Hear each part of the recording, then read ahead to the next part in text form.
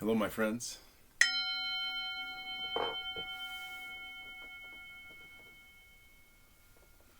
Welcome back. My name is Drake, and this is Touching the Edge. I'm, as always, so happy to see you here today.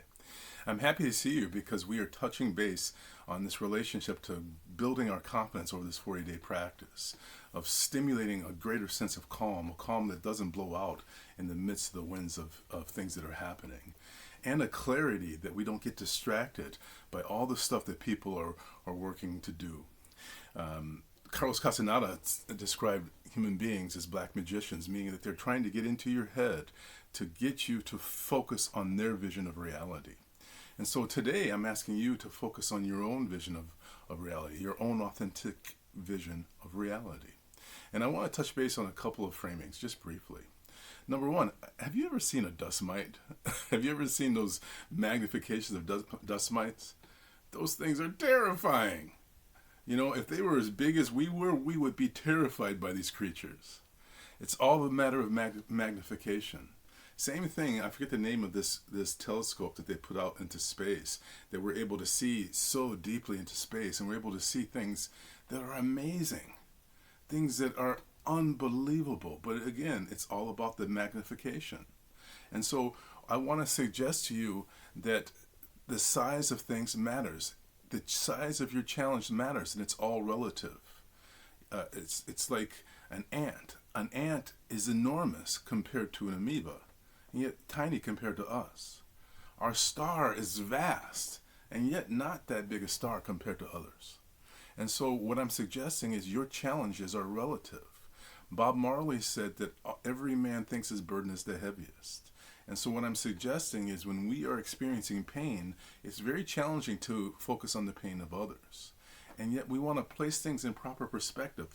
Our challenges may not be as big as they feel like, or at least if we reframe them, we develop a different relationship to them. Another framing I want to express here today is this story that I heard so many years ago about a man who dies and wakes up in hell. And so this version of hell that he's in is this enormous table with sumptuous food, with people being very, very hungry all around the table. And they all have their arms strapped to something so they can't bend the elbows. So even though they have this food, they can't feed themselves. And so he starts to weep because he realizes he's in hell. But all of a sudden the next guy next to him is rejoicing, and he's like, "Why are you so happy?" And the guy says, "I just realized this is heaven." And he begins to feed the people next to him, right? So what I'm saying is that this banquet table, if you are feeding the people next to you and they are feeding you, everyone eats, everyone enjoys. It reminds me of the hoplites, you know, the ancient Greek soldiers, or as an example, the Spartans. So the Spartans would have a shield.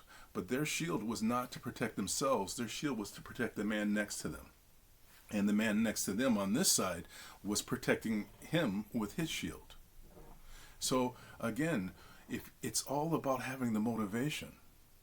If you are working to become confident, if you're working to become calm solely for yourself, like winning a lottery ticket, that's not enough motivation. But if you realize that you're working for others, not just yourself, but for others. If you realize that we're all connected in the heart, and when you touch the edge of your challenge, you are supporting others in theirs. So just consider this. Consider making your life a more joyous experience. Making your life an experience that you're more in contact with your deepest values, values such as kindness and compassion. This value of positive indifference, you know, this idea that no matter what happens, we're going to be okay. Accessing this joyousness of being on a mission. There's something about being on a mission in life that gives you greater gravity in everything else that you do. So activate this mission of developing more confidence, more calm, and more clarity. And recognize that when you do, you are serving the people around you. If your children, if your grandchildren see you flourishing, it will support them in doing the same. And yet, if they see you filled with worry, it will not do anything for them positive. So anyway, just a consideration. I thank you so much for your time. It's such a delight. Let's ring the bell.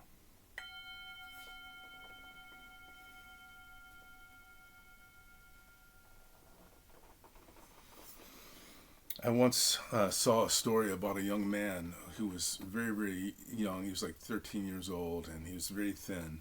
And his uncle was working underneath a car, and the jack of the car collapsed, and it began to sink quite rapidly and trapped his uncle underneath the car. He couldn't get out.